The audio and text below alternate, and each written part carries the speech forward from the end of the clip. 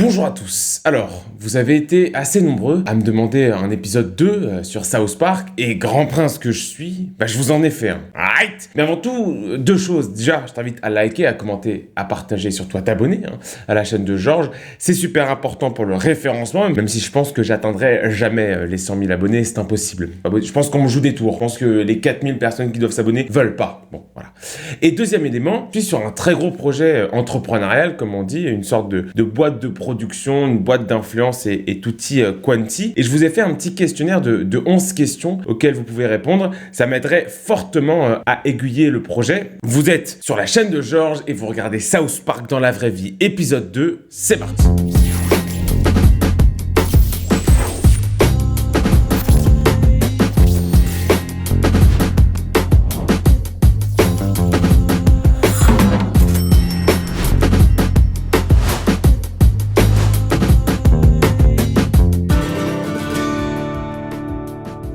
Une société sans police. Alors on commence cette série par un épisode assez marrant, saison 19, épisode 17, les méchants ninjas. Après un acte malheureux où l'officier, le seul Bar Brady, a blessé un élève latino-américain, les habitants de South Park vont refuser progressivement la notion même de police et de sécurité dans le quartier. Alors évidemment, les conséquences vont être désastreuses dans la série, avec une insécurité de bâtards, des quartiers gérés par des sans-abri, enfin bref, la cour des miracles quoi, quasiment la Seine-Saint-Denis. Et dans la vraie vie, cette situation d'une ville sans policiers, c'est déjà arrivé. On va se baser sur les informations du spécialiste en la matière, Pierre-Marie Sève de l'Institut pour la Justice. En 2013, après des conflits autour du non-paiement des salaires et d'un refus d'augmentation, les policiers de la ville de Cordoba, en Argentine, vont se mettre en grève. S'ensuit alors 24 heures de chaos dans la ville, les gangs pillent et tuent, des magasins sont détruits et 2 personnes sont même tuées. Certains habitants du quartier de San Vicente iront même jusqu'à s'armer pour défendre leur commerce. On aurait pu aussi citer les grèves de policiers au Brésil, à Recife,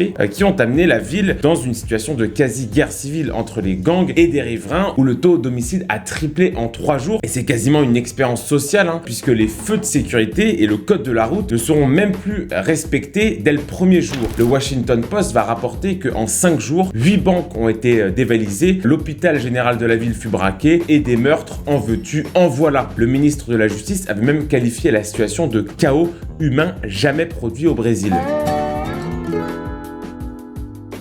Cartman s'invente une identité transgenre pour profiter des toilettes des femmes. Alors évidemment, quand on parle de South Park, il faut parler des transgenres. Dans l'épisode Phénomène transgenre, Cartman en a ras la casquette d'attendre pour aller aux toilettes des hommes. Du coup, ce qu'il fait, le gros malin, il se met un nœud pape et se fait appeler Erika. Comme ça, hop, il va dans les toilettes des filles et il a plus à attendre pour faire la queue dans les toilettes des garçons. Alors des hommes qui sont soupçonnés d'utiliser ce cheat code, il y en a. On a notamment cette scène dans les toilettes où un homme va se dire transgenre pour profiter des toilettes des femmes. Je vous la mets. How can you tell me I'm not a transgender? Don't tell me I'm not a transgender.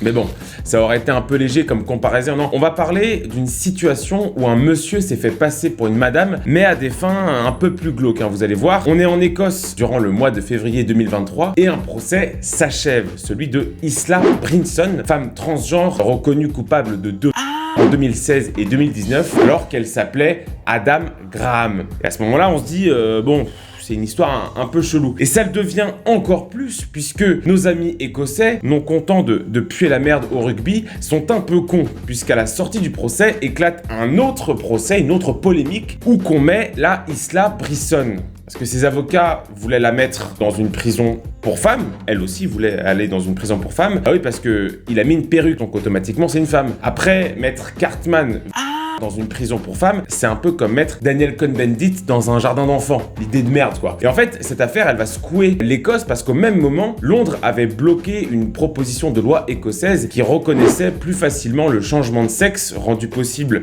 sans l'avis du médecin et dès l'âge de 16 ans. Certaines militantes féministes avaient exprimé la peur de voir un violeur dans une prison pour femmes en se basant notamment sur une autre affaire qui remonte à septembre 2017, l'affaire Karen White. Alors lui, c'était un transgenre aussi condamné pour des faits de viol et d'indécence envers un enfant. Donc lui, il va en prison et il se dit oh, je suis une femme. Et hop, petite perruque, ni vu ni connu, je t'encule. Et il dit que si on le transfère pas dans la prison de Wakefield, dans la prison pour femmes de Wakefield, dans le nord du pays, l'État serait transphobe.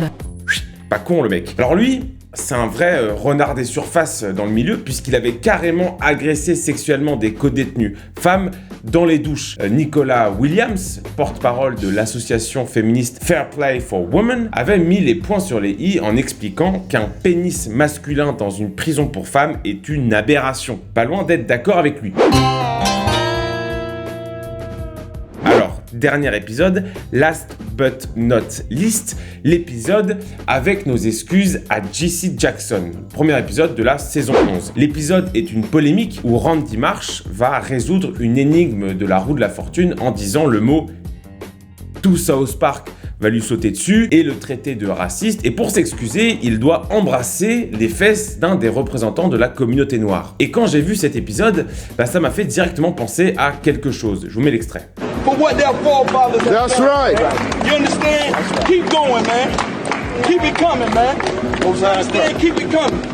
Only a couple more, two more.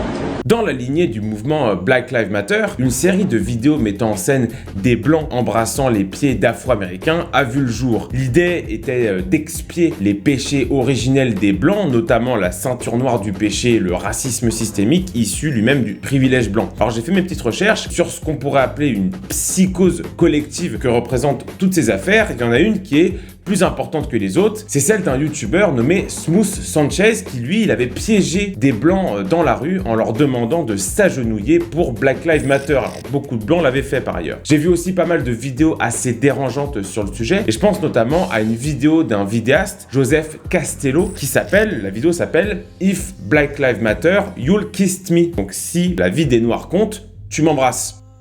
Pas trop le lien. Et dans la vidéo, on voit ce que les Américains appellent le white guilt, donc une forme de culpabilité blanche, qui amène des filles en soirée à se forcer à embrasser un homme noir pour dire qu'elles sont d'accord avec le mouvement Black Lives Matter, et ce, parfois même devant leur propre mec. Je vous mets des extraits, c'est assez troublant.